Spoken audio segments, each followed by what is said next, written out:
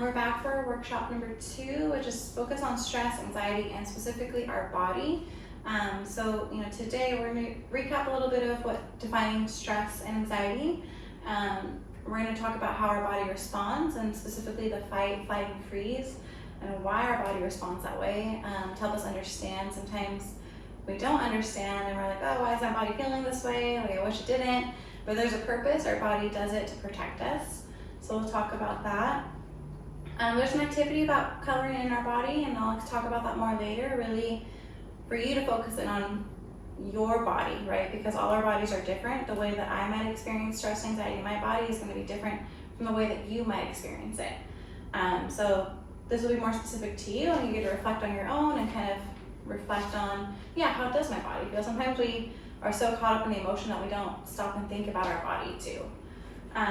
And then lastly, understanding our emotions, and we'll use another activity, a feelings thermometer, so I'll explain what that is a little bit later. But it's important to understand our emotions. If we think about it, we all experience emotions differently and in different ways, different situations, different levels of our emotions. That's really our focus, is on the level of the emotion and how you experience that emotion at each level. So to start off, again, defining stress. So stress is a physical, mental, or emotional response to events that causes bodily or mental tension. It comes from a situation or a thought that makes you feel frustrated, nervous, anxious, or angry. Oftentimes, we identify the difference, right? Stress is more identified with a situation, like it's a certain trigger, right? There's a certain situation that's making you feel stressed. Anxiety is a feeling of worry, nervousness, fear, or unease, typically about an imminent event or something with an uncertain outcome. Sometimes it can be situational, and sometimes there might not be an exact trigger. So with anxiety, it can be situational, or there might not be a situation at all, and you're just feeling anxious and you don't know why. Anxiety tends to linger a little bit longer in a different way. Again, it's that fear of the unknown, the fear of the uncertainty. Where stress is just that physical response, like, oh, I have so much work to do. You know what's stressing you, and you're having that physical, emotional response. So again, we want to focus on our body. So our body response. So body response for stress, as we talked about last week, excessive perspiration, chest pains, elevated heart rate, frequent colds or illnesses. Your immune system's not going to be the same. Nausea, dizziness, headaches, hair loss, weight loss or weight gain, increase or decrease in appetite, nervous habits, difficulty in irregular sleeping.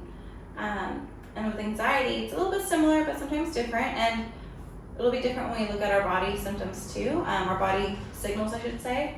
But we might feel fatigue, feeling restless or on edge, headaches, stomach aches, unexplained pains, poor sleep, so difficulty falling or staying asleep. Somatic complaints, so fast heart rate, shortness of breath, chest pains. Sometimes you might feel pain or muscle aches, right? And that's from being tense. And once the anxiety's passed, you're gonna have a lot of muscle aches afterwards. So different ways that our body responds. And if we move into the why, we're gonna move into the fight, flight, and freeze. That's always a tongue twister for me. This is just a response, our body, how it responds to danger. And the purpose of it is to protect us, right? At the end of the day, our body is like, oh, there's danger, we gotta run, or we gotta do this. It's to keep you alive, to keep you safe. So the fight response is our body's way of facing any perceived threat aggressively. So we're ready to fight, right? So let's say for example, there's a bear that's about to attack me, right? So my body might go into fight mode. I'm gonna throw things at it or try to fight it off, scared away, whatever I can do to win against the threat, right? The flight response is your body urging you to run from danger. So instead of fighting, I'm gonna run for my life from this bear. I'm gonna run to be away from it, to be safe. The freeze is your body's inability to move or act against this threat. And so sometimes that happens, sometimes we just stay frozen. Maybe it's better to stay still. Sometimes our body's don't move. If we don't move, the danger will pass. So that can be that response too, is just keeping us safe by not moving, by freezing. And more specifically, so we'll look at the physical symptoms our body goes through. For example, thoughts racing. And we're going over this because when we experience stress or anxiety, it can feel more of another obstacle to get through, to overcome the anxiety, to overcome the stress. But there's a purpose that we experience each of these physical symptoms in our body, because our body's doing it to help us, get away or protect us from this danger.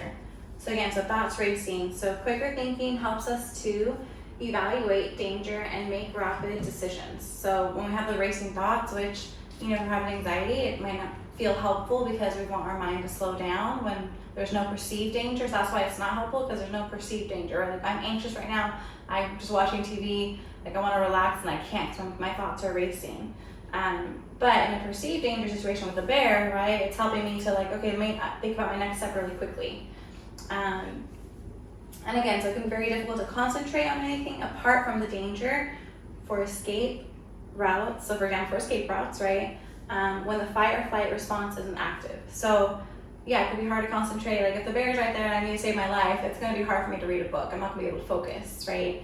Versus when we're experiencing like anxiety, for example, and our thoughts are racing, we want to do our homework, or we want to, read a book that we've just picked up from Barnes & Noble, we want to enjoy it, and we can't focus, it feels more frustrating than helpful. Changes to vision. So vision can become acute so that more attention can be paid to danger. You might notice tunnel vision or your vision becoming sharper. So yeah, technically our pupils tend to dilate so that we can take in more of our environment and be able to see like, okay, is there any other danger? What's my escape route? Like, let me be really hyper aware of what's going on around me. And for some folks, they might experience like a blurred vision because it happens quickly, right? And it just can feel uncomfortable too. Like I don't need to take in the whole environment because I'm not actually in danger. My body's perceiving a danger. Dry mouth. So the mouth is part of the digestive system, which shuts down during dangerous situations, and then energy is diverted towards the muscles, right? So we don't want to spend energy on digesting In-N-Out burger or something like that because we're in danger, right? So our digestive system is going to shut down. That's why we oftentimes don't feel hungry when we're anxious or stressed. In the moments, maybe afterwards, we might feel more hunger because we're more calm, but in the moment, we might feel more tensed. Your heart beats faster, and this is to pump the blood to the rest of your body, to your muscles, right? Because your muscles are getting prepared, like, do I need to run? Do I need to fight? Like, what do I need to do right now?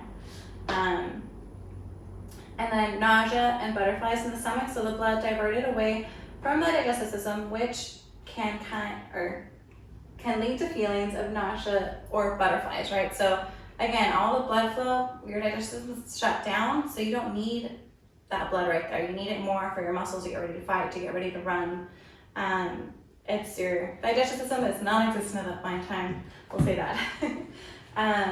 Let's see. And then your hands get cold. Yeah, so the other piece too is like, blood vessels in the skin contract to force blood towards major muscle groups. Yes, so again, like your blood flow is going to go to the major part of your body that's needed, so to protect you too. So it'll be, your head, your major areas. Like if I lose an arm, not a big deal, right? I could still run. I'm still alive. I could run.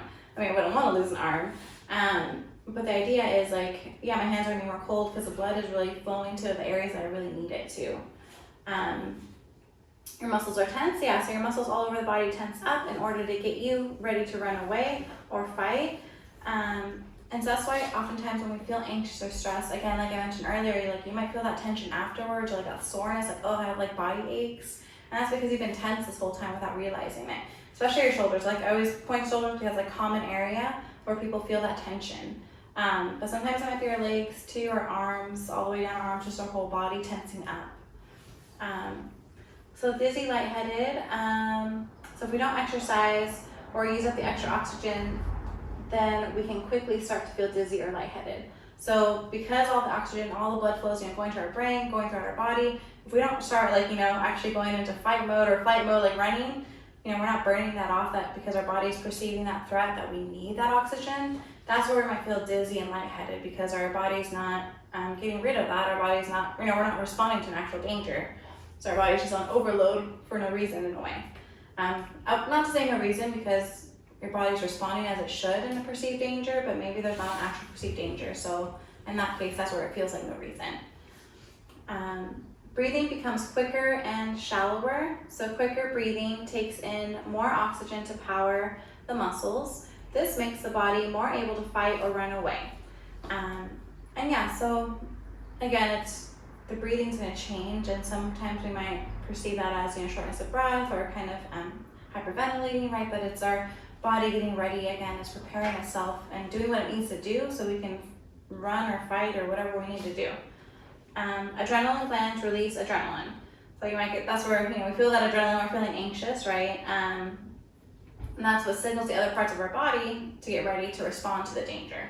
So adrenaline sometimes can feel not so great when we don't need it, right? But when we do need it, it's great because we're able to move into action. Maybe there's a situation where you did have to move into action quickly and you were like, wow, I was able to do that, right? And that's because adrenaline, you know, got signaled, your body got signaled, it did what it had to do for you to manage that situation. But again, in a situation where you don't need to do that, that's where it can feel like too much. Like, you know, you can feel that, you know, symptoms of an anxiety attack, or just, you know, so much that it's like, it's too much for my body. And then bladder urgency. So muscles in the bladder sometimes relax in response to extreme stress. Say I have to go to the bathroom more. I know when I'm anxious or stressed, I'm going to the bathroom more, and then I'm like, I can't work my time to go to the bathroom. But there's a reason why, like, those muscles tend to relax a little bit for whatever its purpose, right? So that's where we might feel like we need to go more often. If it's more of like let's say a longer period of stress and anxiety, right? Like in that moment, the fight or flight, you're probably not thinking of going to the bathroom, you're dealing with the situation. But if there's no situation at hand, that's where it might feel like you have to go more often. Your palms become sweaty. So in danger, the body sweats to keep cool. A cool machine is an efficient machine. So sweating makes the body more likely to survive a dangerous event. So yes, sweating is cooling you off so that you can function better in that dangerous event. For example, a dangerous event for me might be, you know, public speaking. I know afterwards I'm always like really sweaty and hot. I'm like, oh, okay, I sweated a lot. You know, and that's just your body's reaction, because it's keeping you cool. It's helping you navigate that perceived danger or threat. You know, whatever's causing you the anxiety or the stress.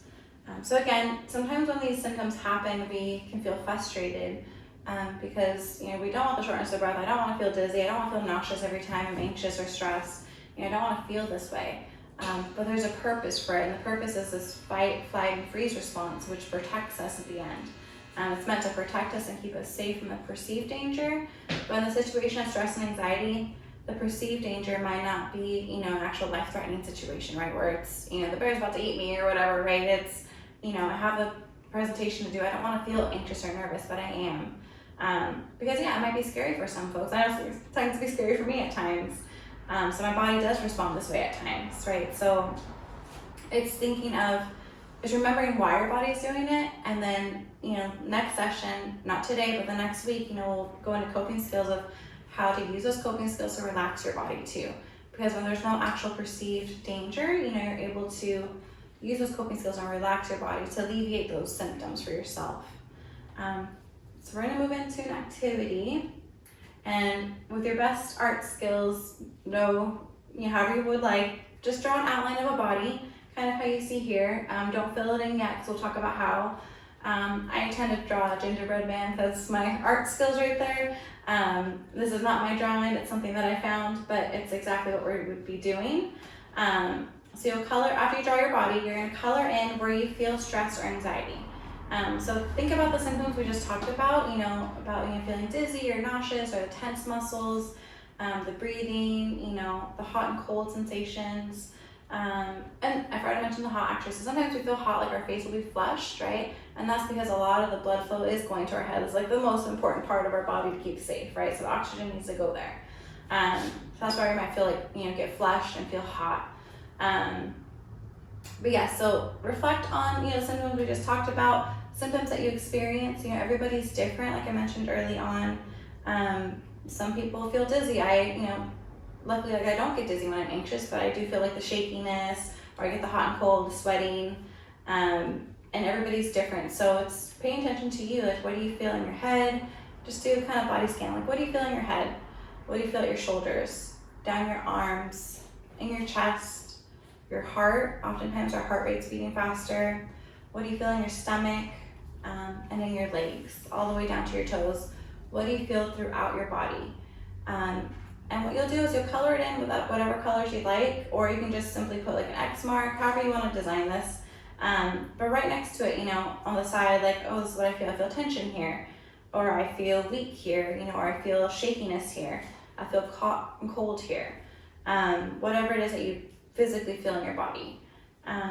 So how do you feel stress or anxiety in your body, and what do you feel? So take some time to do that for yourself, and just see, like, again, what do you feel in your body?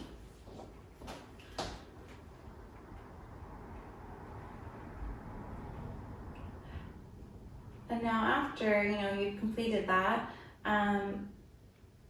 keep this for yourself, for your own, I guess your own reference, right, for yourself, especially as we work into coping skills next week. But just to be aware, because the reason why we do this to reflect on our body, how it responds, is our body often responds to a perceived threat before we recognize it. So oftentimes, like, we might be just watching TV and your heart's starting to race. Something's making you anxious in that moment. Maybe we don't know the exact trigger, but something's triggering that for you.